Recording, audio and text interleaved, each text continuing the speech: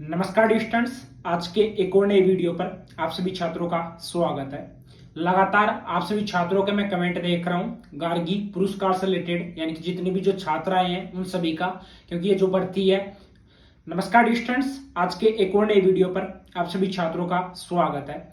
आज का जो वीडियो है वो गार्गी पुरस्कार 2024 से रिलेटेड यहाँ पर होने वाला है। ठीक है, गार्गी पुरस्कार 2024 में इसके लिए फोरम है, वो कब से स्टार्ट होने वाले हैं, इसमें पैसा आपको कितना दिया जाएगा, क्या है गार्गी पुरस्कार, कौन इसके लिए फोरम है वो भर सकता है, साथ में योग्यता है इसके लिए वो क्या रहने वाली है, उसी के बाद में कितने पैसे आपको यहाँ पर मिलेंगे। ठीक है, साथ ही में कब मिलेंगे और आपके लिए जो डॉक्यूमेंट्स है वो क्या क्या लगेंगे, साथ में उसके अलावा जो आपके डाउट है जो कि लास्ट वीडियो में थे वो भी इस वीडियो में मैं आपको क्लियर भी करूंगा। ठीक है, जितने भी आपके जो डाउट रहते हैं कि फोरम कहां से आप भर पाओगे, साथ ही में जैसे 12th बेस के जो स्टूडेंट है उनको 5,000 मिलते हैं, तो आपको भी क्या 5,000 रुपए मिलेंगे या नहीं मिलेंगे, पूरी जानकारी इस वीडियो के माध्यम से आप सभी छात्राओं को मैं क्लियर करूंगा। अगर बॉयज इस वीडियो को देख रहे हैं तो आप अपनी जो सिस्टर है उनको ये वीडियो सजेस्ट कर सकते हो, साथ में आपके जो कजन ब्रोदर है या सिस्टर है उनको भी आप, सॉरी ब्रोदर नहीं सिस्टर, उनको भी आप ये वीडियो है वो सेंड कर सकते हो। काफी इंपॉर्टेंट वीडियो आप सभी छात्राओं के लिए होने वाला है। सबसे पहले यहां पर बात करें कि गार्गी पुरस्कार क्या होता है। देखो, राजस्थान बालिका फाउंडेशन के द्वारा एक तरीके से जो भी मेधावी जो छात्राएं रहती है उनको यहाँ पर कुछ पुरस्कार के रूप में एक तरीके से पैसा है वो दिया जाता है, और ये पैसा उनके डायरेक्ट बैंक अकाउंट में जाता है। साथ ही में इसको जैसे 10th बेस पर इसको गार्गी पुरस्कार बोलते हैं, साथ में इसको 12th बेस की बात करें तो इसको बालिका प्रोत्साहन राशि पुरस्कार बोलते हैं। ठीक है, जैसे काफी छात्रों को पता नहीं है तो इस वजह से मैंने यहाँ पर क्लियर कर दिया है। वीडियो आपके लिए काफी इंपोर्टेंट होगा। अब देखो, लास्ट ईयर की बात करें, लास्ट ईयर 2023 की बात करें तो वहां पर क्या था कि 2,53,270 छात्राओं को इस एक तरीके से पुरस्कार से लाभान्वित करना था, लेकिन वहां पर फॉर्म वगैरह आपके नहीं लगे थे। उस फॉर्म को दोबारा से मई 2024 में लास्ट डेट रखी गई थी, 31 मई। ठीक है, दोबारा से फॉर्म थे वो साला दर्पण के द्वारा एक तरीके से ओपन किए गए थे, वहां पर छात्राओं ने दोबारा से फॉर्म लगाया था। अब यहां पर बात करते हैं कि अब आपके जो फोरम है वो कब से स्टार्ट होंगे, वो जानकारी आपको इस वीडियो के माध्यम से मिलेगी। देखो, यहां पर लास्ट ईयर की बात करते हैं, जैसे कि अभी जो फिलहाल 2024 में जिन स्टूडेंट्स ने मार्च से अप्रैल में अपनी जो 10th की परीक्षा दी है, साथ में जैसे 12th की परीक्षा दी है, वो स्टूडेंट यहां पर अप्लाई रहेंगे। यानी कि एक तरह से 2023-24 बैच वाले जो स्टूडेंट है वो इस एक तरीके से पुरस्कार है या एक तरीके से गार्गी पुरस्कार है, इसका आप फायदा है वो उठा पाओगे। ठीक है, इसमें क्या रहता है, जो 10th बेस की जो छात्राएं रहती है, साथ में जो 12th बेस की छात्राएं रहती है, आपकी जो मिनिमम परसेंटेज है, अगर आपकी 75% है तो आप इससे एक तरीके से योजना का लाभ उठा सकती है।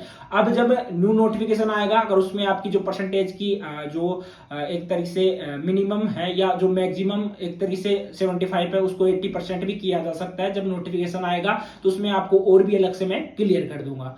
अब लास्ट ईयर इसके लिए जो फोरम थे आपके वो एक तरीके से नवंबर दिसंबर में स्टार्ट हुए थे। अभी जैसे आपका फिलहाल सितंबर स्टार्ट होने जा रहा है। ठीक है, आज 31 तारीख हो चुकी है, तो कल से आपका सितंबर स्टार्ट हो जाएगा, तो तकरीबन यहां पर मान के चलिए नेक्स्ट मंथ अक्टूबर या नवंबर में आपको जो इसके जो फोरम है वो देखने को मिल जाएंगे। ठीक है, तब तक आप सभी छात्राओं को एक तरीके से वेट करना है।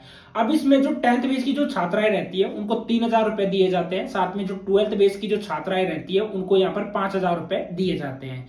ये ओनली जो रेगुलर छात्राएं रहती है उन सभी को मिलता है। अब ऐसा नहीं है कि जैसे आपने 10th पास कर लिया, जैसे आपने अप्रैल मार्च में एक तरीके से आपने 2024 में एक तरीके से आपने 10th पास कर लिया।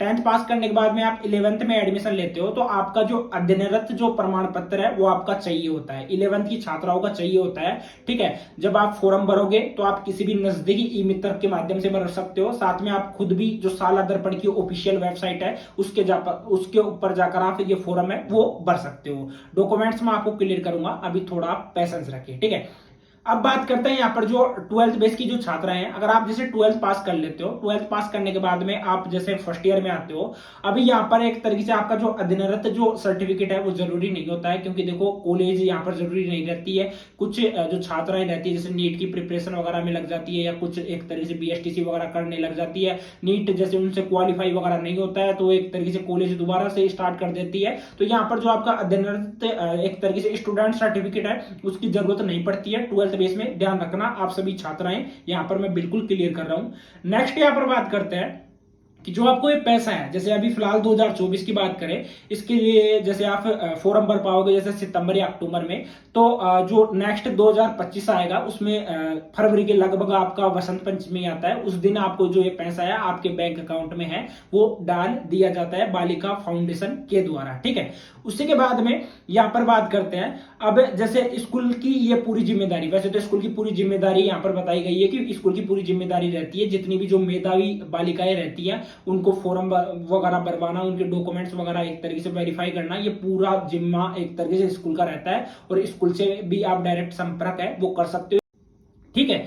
उसी के बाद में यहां पर अगर आपने जैसे 10th अभी आपने 2024 में पास किया है, तो इसके बाद में आपका गैप नहीं होना चाहिए। जैसे कि अभी आपने पास किया है और उसके बाद में अगर आपका गैप और फिर आप आगे जाकर बढ़ते हो तो ऐसा नहीं चलेगा। जैसे कि आपने 2023 में कर लिया और 23 में आपने जैसे अपनी 10th पास कर ली, पास करने के बाद में आप जैसे 2024 में इसके लिए फॉर्म भरते हो तो आपको पैसा है वो नहीं मिलेगा, यानी कि इसके बीच में जो गैप है, अंतराल है, वो नहीं होना चाहिए, ठीक है। उसके बाद में जहां पर आपने एडमिशन लिया है, ठीक है, वहां का एक तरीके से आपका अध्ययनरत जो प्रमाण पत्र है वो आपका लगता है। डॉक्यूमेंट्स का मैं क्लियर कर देता हूं। डॉक्यूमेंट्स में आपका आधार कार्ड हो गया, आपका जन आधार कार्ड हो गया, उसी के बाद में आपकी बैंक डिटेल्स होगी। बैंक अगर आपका खुद का है तो ठीक है, बाकी जो 11th की छात्राएं रहती है अगर उनका खुद का नहीं है तो आप पेरेंट्स का भी जो बैंक अकाउंट नंबर है वो आप लगा सकते हो, ठीक है। उसी के बाद में यहां पर मैं क्लियर करना चाहूंगा, आपकी जो 10th की मार्कशीट है वो भी आपकी लगती है। 12th की बात करें तो अगर आपका खुद का बैंक अकाउंट है तो आप अगर खुलवाया नहीं है तो आप खुलवा सकते हो, जो आपका पैसा है वो डायरेक्ट आपके जो बैंक अकाउंट में है वो डाल दिया जाता है। अब जो आपके डाउट है वो डाउट भी इस वीडियो के माध्यम से मैं आप सभी छात्राओं को है वो क्लियर करूंगा। जैसे फर्स्ट में बात करते हैं, इसमें देखो जो SC ST OBC general EWS सभी कैटेगरी की जो छात्राएं हैं ये फॉर्म है वो भर सकती है गार्गी पुरस्कार के लिए, ठीक है, बालिका गार्गी पुरस्कार, ठीक है। उसी के बाद में नेक्स्ट पॉइंट की बात करते हैं, जैसे 10th वालों को 5,000 रुपए यहाँ पर दिया जाता है, और सेकंड जैसे फर्स्ट मतलब कि 11th में आपको 5,000 रुपए दिए जाते हैं, ठीक है। अब जैसा कि यहां पर मैंने आपको फर्स्ट में बोला था कि जो 12th के जो स्टूडेंट हैं उनको ही 5,000 रुपए दिए जाते हैं, बाकी जो 10th के स्टूडेंट रहते हैं उनको 10,000 मतलब बाकी जो 10th के स्टूडेंट रहते हैं उनको 3,000 रुपए दिए जाते हैं। लेकिन आपको मैं बताना चाहूंगा, जैसे एक छात्रा का मैंने कमेंट भी देखा था, उन्होंने बताया कि सर मुझे 11th में तो 3,000 रुपए मिले और उसके बाद में जैसे ही मैं 12th में गई तो 2,000 रुपए भी मेरे अकाउंट में आ गए, यानी कि मुझे भी 5,000 रुपए 12th के बेस के आधार पर ही मुझे भी पैसा है वो मिला है। नेक्स्ट पॉइंट आपको मैं क्लियर कर देता हूं कि जैसे 10th बेस को गार्गी पुरस्कार बोलते हैं, बाकी 12th बेस को इसको बालिका प्रोत्साहन राशि पुरस्कार बोलते हैं। इसके बाद में जो नेक्स्ट पॉइंट है वो मैं क्लियर कर देता हूं कि जैसे 12th वालों के जो स्टूडेंट सर्टिफिकेट है उसकी यहाँ पर आवश्यकता नहीं होती है, लेकिन जो 10th बेस के जो स्टूडेंट रहते हैं, जो छात्राएं रहती है, उनके लिए जो स्टूडेंट सर्टिफिकेट है यानी कि आपका जो अध्ययनरत जो प्रमाण पत्र है उसकी रिक्वायरमेंट वहां पर होती है। काफी छात्रों का ये कमेंट आएगा कि सर जैसे मैं स्कॉलरशिप वगैरह ले रही हूँ, साथ में मैं स्कूटी के लिए भी एक तरीके से अप्लाई कर चुकी हूँ, तो क्या मैं इस योजना के लिए अप्लाई कर सकती हूँ? बिल्कुल आप कर सकते हो, इस योजना के लिए अप्लाई कर सकते हो। नेक्स्ट पॉइंट आपका रहता है 10th में मिल गया तो क्या मुझे 12th में भी जो ये योजना है इसका लाभ मुझे मिलेगा या नहीं मिलेगा? आपको मैं क्लियर कर दूं, बिल्कुल आपको 12th में भी इस योजना का लाभ है वो मिलेगा। साथ ही में आप किसी भी नजदीकी ई मित्र पर जाकर इस योजना के लिए जो फॉर्म है वो लगा सकते हो। उसके बाद में जो आपकी गार्गी पुरस्कार योजना है, ये योजना वैसे पूरे राजस्थान भर में चलाया जाता है, और इसमें जो RBSC के जो छात्राएं हैं वो ही इस एक तरीके से पुरस्कार के लिए अप्लाई कर सकती है। बाकी जो CBSE की जो छात्राएं हैं वो नहीं कर सकती। जब नोटिफिकेशन जारी होगा तो उसमें बिल्कुल क्लियर कर दिया जाएगा। बाकी एक एक पॉइंट है वो यहाँ पर भी मैंने आप सभी छात्राओं को क्लियर कर दिया कि जो नॉन स्टूडेंट है यानी कि जो नॉन कॉलेज वगैरह कर रहे हैं वो एक तरीके से यहाँ पर अप्लाई नहीं कर पाएंगे, जो रेगुलर स्टूडेंट है वो कर पाएंगे। अध्ययनरत जो प्रमाण पत्र है वो 11th की छात्राओं को जरूरत होती है, बाकी जैसे 12th के बाद में आपको जरूरत नहीं पड़ती है। ध्यान रखना आप सभी छात्राएं, ठीक है। बाकी आपका कोई डाउट रहता है तो आप मुझे कमेंट बॉक्स में कमेंट करके पूछ लेना, और जितने भी जो आपके डाउट है वो आई थिंक मैंने यहाँ पर क्लियर कर दिए हैं। आप इस चैनल को सब्सक्राइब कर लेना, जब इससे रिलेटेड कोई अपडेट आएगी तो आपको क्लियर कर दिया जाएगा। आज के इस वीडियो में इतना ही।